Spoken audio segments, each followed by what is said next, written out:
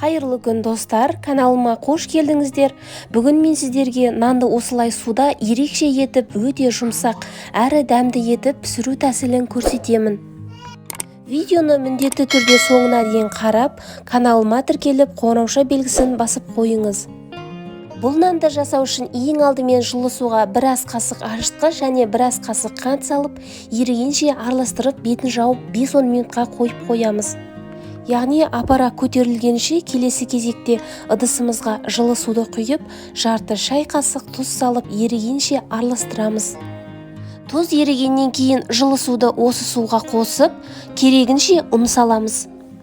Ең алдымен ұнды бір келкі масса болғанша қасықтың көмегімен араластырып, масса қоюланғаннан кейін қолымызбен жұмсақтау етіп қамыр илейміз. Қамырды илеу барысында оның үстіне 4-5 ас қасық сұйық май қосып жібереміз. Осындай жұп-жұмсақ, өте нәзік қамыр иленіп шығады.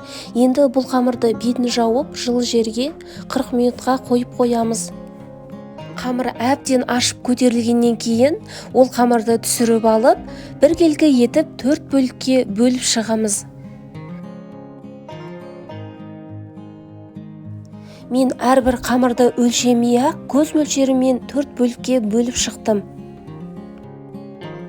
Қамыр өте жұмсақ, қолға жабысқақ болып шығады. Егерде қолыңызға жабыса берсе, аздап майлап жіберуге болады. Дайын қамырларды дөңгелектеп, осылай етіп 4 зуала жасап, бетін жауып 10 минутқа қалдырамыз.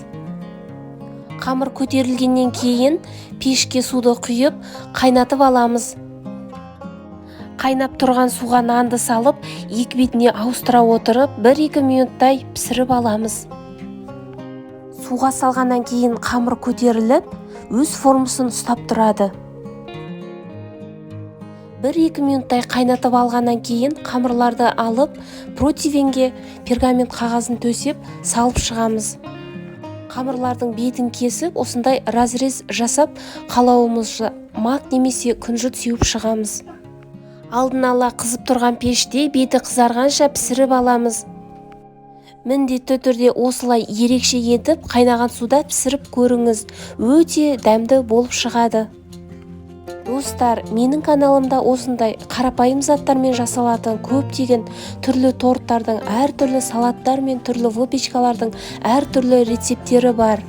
Алдағы уақытта шығатын осындай рецептерді өткізіп алмас үшін каналыма тіркеліп, қоңырауша белгісін басып қоюды ұмытпаңыз.